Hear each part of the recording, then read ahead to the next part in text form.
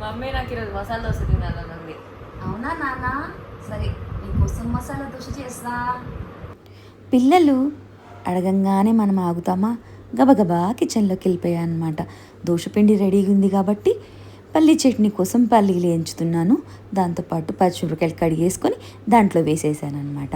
వేసిన తర్వాత వాటిని కొంచెం చల్లారి పెట్టుకున్నాను. అందులోకి ఆలుగడ్డ ఉడకపెట్టుకొని పెట్టేసుకున్నాను. ఒక ప్యాన్ పెట్టేసుకుని దాంట్లో తాలింపు వేసేసుకొని ఉల్లిగడ్డ ముక్కలు కట్ చేసేసుకున్నాను, పచ్చిమిరపకాయలు కట్ చేసేసుకున్నాను అనమాట. తాలింపు వేసేసుకొని ఉల్లిగడ్డ పచ్చిమిరపకాయలు వేసేసి అవి కొంచెం వేగేసిన తర్వాత కొంచెం ఉప్పేసి తొందరగా మగ్గుతుంది కాబట్టి ఉప్పేసి తొందరగా వేగనిచ్చేసాను. అంతలోకి ఆలుగడ్డ పొట్టు తీసుకున్నాను. ఆలుగడ్డ పొట్టు తీసేసుకొని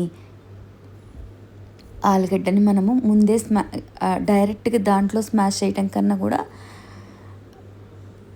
గిన్నెలో స్మాష్ చేస్తే బాగుంటుంది. అల్లం వెల్లుల్లి పేస్ట్ కూడా వేసేసుకున్నాను అనమాట. నేను ఆ రోజు పసుపు వేయటం మర్చిపోయాను అనమాట. అల్లం వెల్లుల్లి పేస్ట్ వేసేసి కలిపేసిన తర్వాత ఆలుగడ్డని ఇలా స్మాష్ చేసేసుకొని ఆలుగడ్డ కూడా వేసేసుకొని మంచిగా కలిపేసేసుకున్నాను. ఇదంతా ఇట్లా ఆలుగడ్డ పచ్చిమిరకాయలు ఉల్లిగడ్డ అంతా మంచి కలిసేటట్టు కలిపేసేసుకున్నాను. అంతలోకి పల్లి చల్లారిపోయాయి. జార్లోకి పల్లి వేసేసుకున్నాను. దాని తర్వాత కొంచెం పుట్నాలు వేస్తానండి చట్నీలోకి. నేను ఎప్పుడైనా కొంచెం చింతపండు, ఒక ఎల్లిపాయ, ఉప్పు, ఎల్లిపాయ వేస్తే టేస్ట్ బాగుంటుందండి. దాని తర్వాత వాటర్ పోసేసుకొని నేను చట్నీ గ్రైండ్ చేసేసుకున్నాను.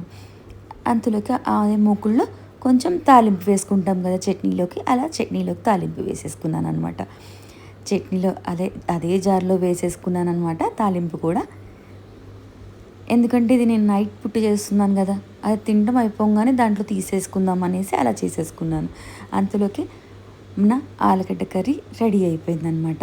చూడండి ఇలా మంచిగా కొంచెం పసుపు వేయటం మర్చిపోయాను. సూపర్ టేస్టీ వచ్చింది. అందులోకి దోశకి పెంకు పెట్టేసుకొని ఫస్ట్ నేను ఒక టిష్యూ పేపర్తో కానీ ఆనియన్తో కానీ తుడిచేసుకుంటానండి. ఇలా దోశ వేసేసి ఫస్ట్ ఆయిల్ వేయాలన్నమాట. ఆయిల్ వేసిన తర్వాత దోశ కొంచెం కాలాలి. కాలిన తర్వాత మనం ఆలు మిశ్రమాన్ని మంచిగా ఇలా అప్లై చేసేసుకోవాలి. అప్లై చేసేసుకున్న తర్వాత కొంచెం మంచిగా ఆలు మిశ్రమం కూడా వేగిన తర్వాత దాన్ని మనం ఫస్ట్ దోశను అటు ఇటు తిప్పి ఇలా ఫోల్డ్ చేసేసుకోవాలి. ఇలా ఫోల్డ్ చేసేసుకుంటే రెడీ.